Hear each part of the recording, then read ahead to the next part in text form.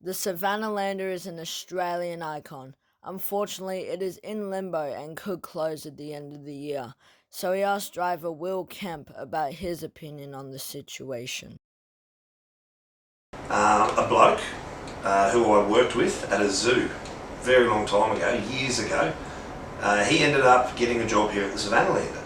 A particular zoo that I was working at the time was going into receivership. It wasn't doing very well financially, and I wasn't actually getting paid. I was just up there kind of feeding the animals for free.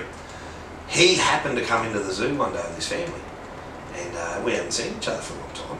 And I said to him, mate, I need a job in a zoo real bad. Have you still got any connection in management and zoos?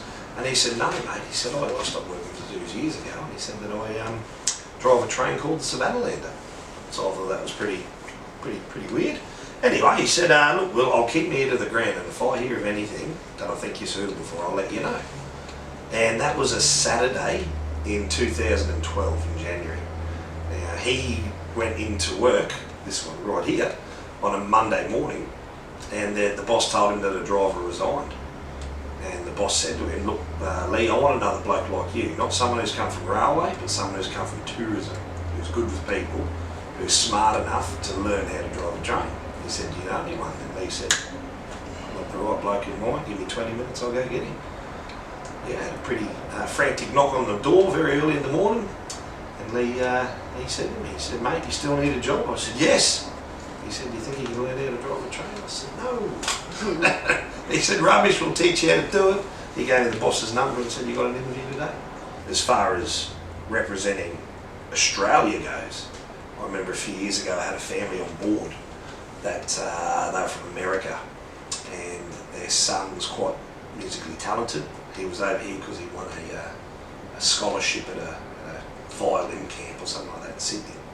So they did that for a week, and then they had a week in Australia to do something else, and they came across the Savannahlander, and they thought that'd be great. Instead of going to Melbourne or Brisbane, they didn't want to see that because they're full of McDonald's, and so was America.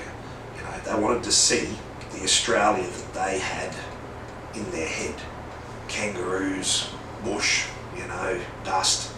And so they got on this train and they came out, and for 4 days, every single kangaroo that they saw, they would stand up and scream their heads off about. They were so excited. This was the exact picture of what they had in their minds of what Australia was. Sitting out at one of the old pubs drinking a beer in the afternoon, talking to some grazier who's been out there forever. Like this was the experience that they wanted, and they couldn't believe that there wasn't more international families on board. They just thought this was such a great way to see Australia and tick all those stereotypes off the list if you've come from overseas. So I think it does a pretty good job of representing all of Australia, not just North Queensland. So for starters, it's not just me that the Savannahlander employs, but it's Mel, my partner, as well. So now we've got 2 people out of a job. Like I said, I put a lot of my money into caring for wildlife, so all of a sudden, without a job, I can't do my wildlife care work anymore. So that kind of hurts as well. Not going out there anymore, not experiencing those communities and seeing my friends and seeing the country and stuff, that's gonna suck, you know, that's gonna take its toll, definitely. So there's 2 sides, you know. I can either go back to the zookeeping world, which I don't think I'm going to be able to, because I've grown too much, you know. Zookeeping, minimum wage job, okay.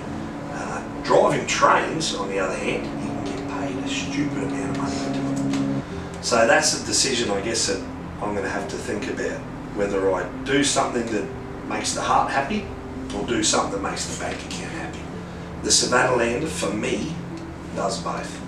I love my work, and it pays me enough money to pay the bills and have enough left over to look after some injured wildlife. So that's perfect. If I could find another job like that, that'd be great. But the problem with the Savannahlander is that it's so unique.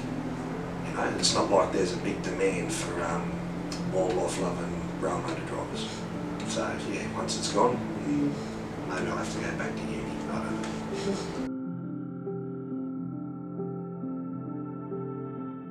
As of editing this video, it was announced by Cook MP David Kempton that the government would help the Savannahlander get back on track, all the way from Forsyth to Cairns, starting with the Copperfield Bridge outside of Ainsley.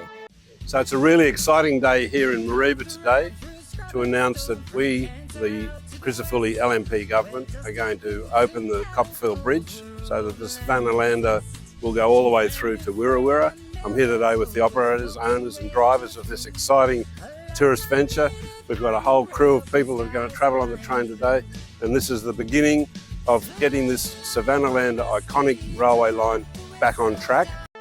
So finally, after all the call-outs and petitions from locals and multiple MPs in government, as well as the Rail, Tram and Bus Union, the government has finally decided to put some money towards fixing the Savannahlander and getting it back on the rails.